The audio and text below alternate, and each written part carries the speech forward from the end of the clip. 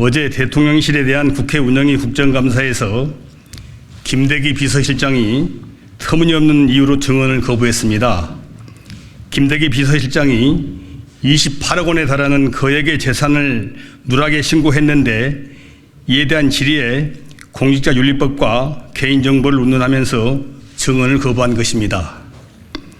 민주당이 강하게 항의하며 자리를 뜨는 중에 윤재옥 운영위원장은 국감 종료를 선언해버리는 황당한 상황도 벌어졌습니다. 정부 공직자윤리 재산등록상 심사 및 처분 기준은 누락신고 재산이 5천만 원을 넘으면 거짓이나 중대한 과실로 간주하며 특히 3억 원 이상일 경우에는 해임을 포함한 징계를 요구하거나 과태료 처분을 하도록 규정하고 있습니다. 공직자윤리법은 재산신고를 누락했을 경우 경고 및 시정조치, 2천만 원 이하의 과태료 부과, 일간신문 광고란을 통한 허위 등록 사실의 공표, 해임 또는 징계 의결 요구 중 하나를 조치하도록 하고 있습니다. 인사혁신처장은 예결위에서 김 실장의 재산신고 누락에 대해 처분 사실이 있음을 밝혔으나 그 내용이 무엇인지는 밝히지 않았습니다. 결국 잘못의 심각성에 비해 솜방망이 처분이 내려졌을 가능성이 커서 어떤 조치가 취해졌는지도 명확히 밝혀져야 합니다. 공직자가 재산신고를 누락해 징계를 받은 전례는 셀 수 없이 많습니다. 또한 법원은 재산을 부주의하게 신고한 뒤에 누락 재산이 발견되면 단순 실수라고 주장하는 것을 허용한다면 공직자 재산 등록 제도의 취지가 퇴색될 수밖에 없다라고 지적하고 있습니다.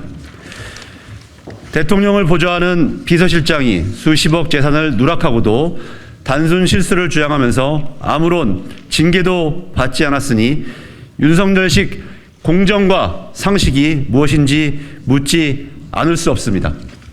그렇게 대통령실 국정감사에서 수차례 자료를 요구했지만 끝내 프라이버시라며 자료 제출을 거부했습니다. 김대기 비서실장의 재산 내역을 제출하라는 것이 아닙니다. 누락한 재산 신고에 대해 조치를 받았는지, 어떤 조치를 받았는지 제출하라는 것이 어떻게 개인정보가 될 수 있습니까? 그동안 국정감사에서 기관별 공무원 징계 양정의 적정성을 따져왔던 사례로 보아도 김대기 비서실장의 증언 거부는 용인할 수 없습니다. 다시 한번 김대기 비서실장 재산 누락의 내용과 경위, 이에 대해 받은 조치에 대한 자료를 요구합니다.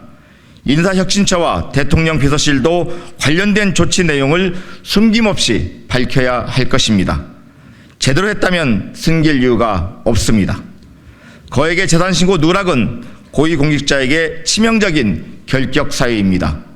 윤석열 대통령의 합당하고 신속한 인사조치를 촉구합니다.